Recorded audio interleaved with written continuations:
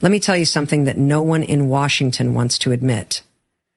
America is not afraid of war, oil prices, or elections. Right now, in 2025, what keeps the power players up at night is one word: India.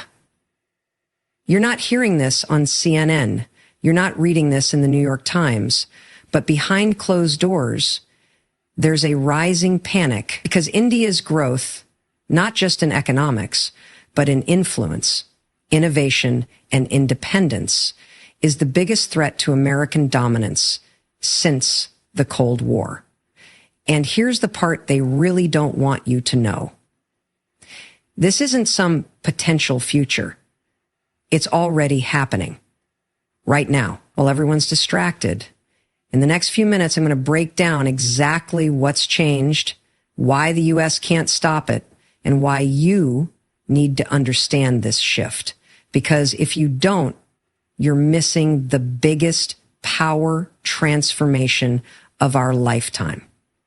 By the end of this talk, you won't just know why America's terrified. You'll understand why India's rise isn't just inevitable, it's unstoppable. There's a saying in diplomacy: the loudest power isn't always the most dangerous. It's the quiet one making moves while others are distracted. That's exactly what India has been doing for the last decade. And here in 2025, the shift has become undeniable. Let's be clear. The U.S. doesn't fear India in a traditional military sense.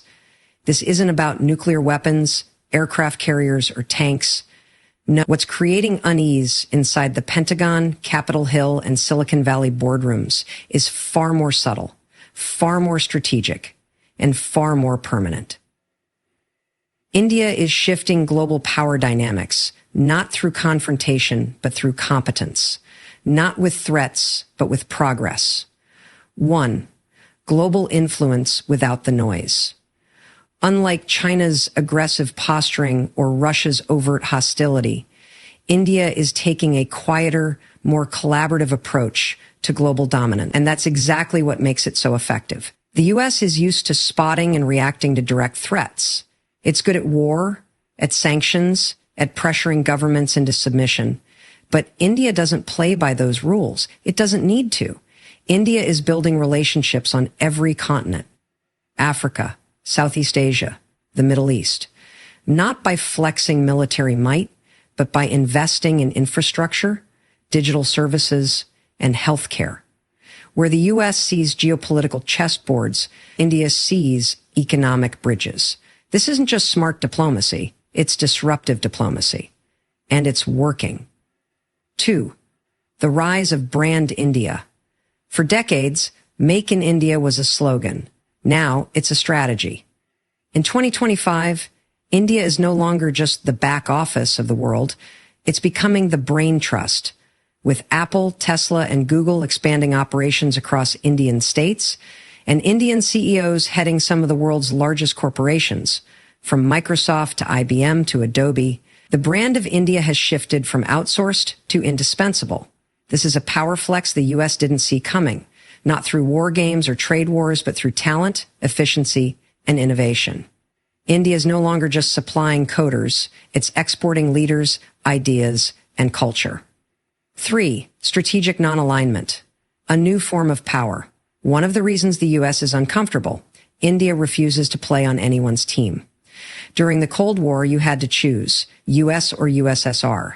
Now, nations are trying to force a similar binary with China and the West. But India's response? We'll partner with everyone and be owned by no one. India trades with Russia, collaborates with the U.S., negotiates with China, and leads the global South, all at the same time. This level of independence, strategic non-alignment too, gives India a unique kind of soft power that's nearly impossible for the U.S. to control, contain, or predict. That unpredictability is what's keeping Western policymakers on edge. Because if India doesn't need the U.S., it can't be leveraged. And if it can't be leveraged, it's truly powerful. 4. Digital leadership and the global south, perhaps one of the biggest shifts no one saw coming. India's role as the digital mentor of the developing world. While the West is busy debating AI ethics and battling tech monopolies, India is exporting entire digital ecosystems from UPI, its real-time payments platform, to Aadhaar, its digital ID system, to open source government platforms that are transforming governance in Africa and Southeast Asia.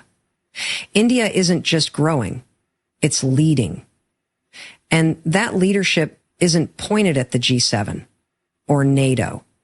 It's directed at the global South, the 5+ billion people who will define the next century. That's where the future lies. That's where the U.S. influence is fading, and that's exactly where India is planting its flag. 5. The U.S. knows what happens next. History is full of warnings. When a new power rises, slowly, steadily, and silently, it's usually the most dangerous to the existing order. The British Empire didn't collapse overnight. Neither did the Roman Empire. It happened through quiet erosion, through new powers filling in the gaps, while the dominant one looked the other way. India's rise is not loud. It's not explosive. It's methodical, cooperative, and deeply intelligent. And that's exactly why it's terrifying, because it cannot be stopped without risking full-blown global instability. The U.S. can't sanction India. It can't invade. It can't isolate. Every option risks backfiring. So what does America do? It watches, worries, and waits. The power shift is happening not in dramatic headlines, but in quiet boardrooms, trade agreements, digital infrastructure, and global hearts and minds. America isn't afraid of India's tanks.